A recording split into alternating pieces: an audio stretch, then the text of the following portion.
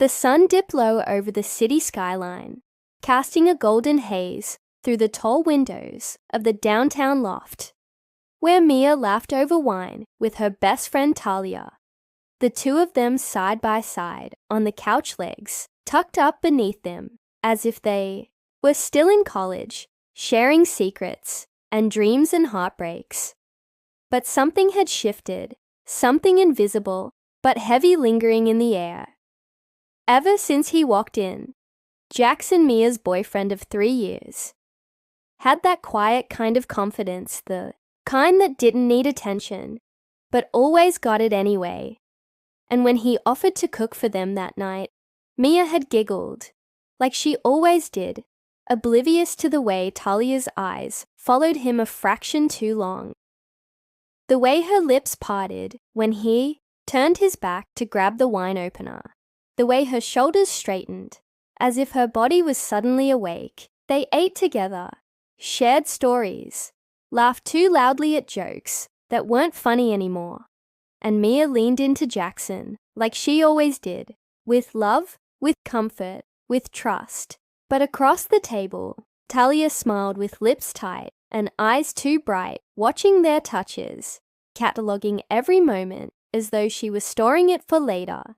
When Mia excused herself to take a call from her mother, the tension in the room snapped into place like a lock sliding home, and Talia stood slowly moving to the kitchen where Jackson stood, rinsing wine glasses, his sleeves rolled up, his voice soft. When he said she looked good, and she smiled too wide, her hand brushing his as she reached for the sponge, and for a heartbeat, neither of them moved. It was innocent until it wasn't.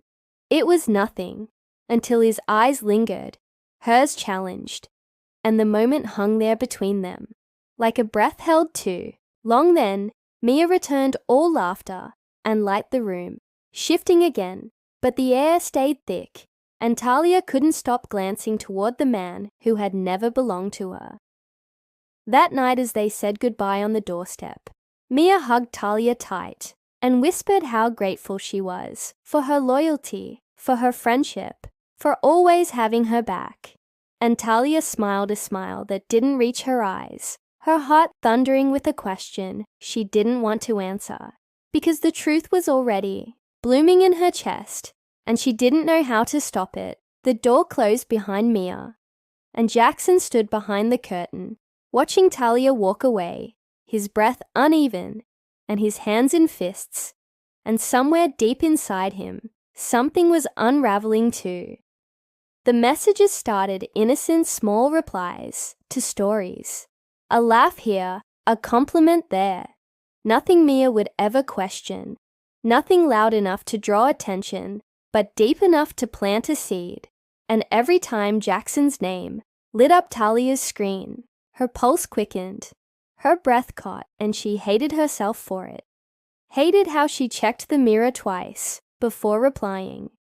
Hated how she remembered the way he looked at her in the kitchen that night, as if he had seen something he liked and hadn't. Meant to Talia told herself it was just curiosity, that it was harmless, because Jackson was Mia's, and Mia was her sister in everything but blood, and the guilt curled tight in her chest, like smoke, like rot, but it didn't stop her from answering. When he asked if she wanted to meet up to talk, just to talk, nothing more, he said, and she believed him. Or she tried to.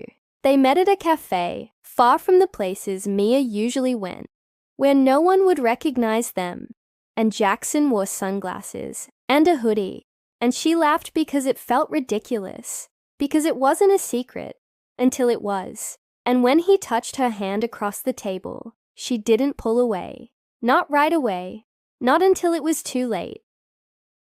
The days that followed were a blur of sleepless nights and frantic thoughts, and eyes that couldn't meet Mia's, because she was still calling her every day, still talking about how lucky she felt to have someone like Jackson, how she wanted to start looking at rings, how she just needed Talia's help to plan a surprise trip to propose to him, and every word cut deeper than the last, until Talia wanted to scream, or confess, or run away from all of it.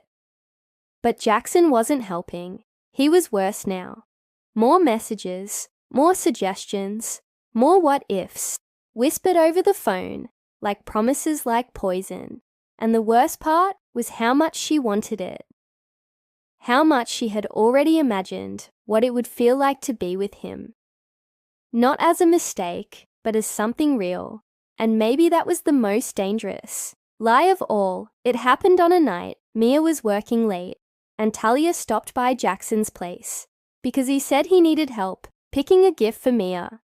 And her stomach twisted, even before she rang the bell. But she went in anyway, telling herself she could handle it, that she could say no if it came to that.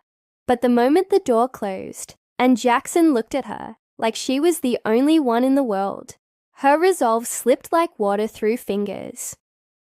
They kissed in the hallway where Mia's jacket still hung on the hook, and when his hands moved down her sides, she thought of Mia's laugh, of the way she trusted her. And for a second, her body froze, torn between desire and betrayal. But then his mouth was on her neck, and everything else disappeared, like it had never mattered.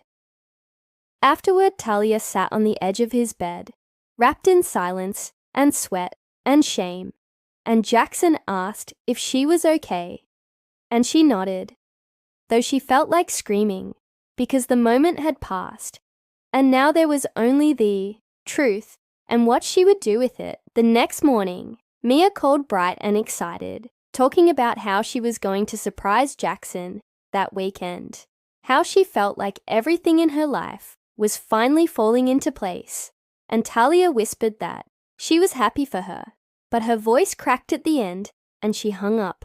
Before Mia could ask why, standing at her window, Talia watched the rain blur the world outside and knew there was no going back because she had already made the choice. And the betrayal wasn't in what she did, but in how easily she had done it.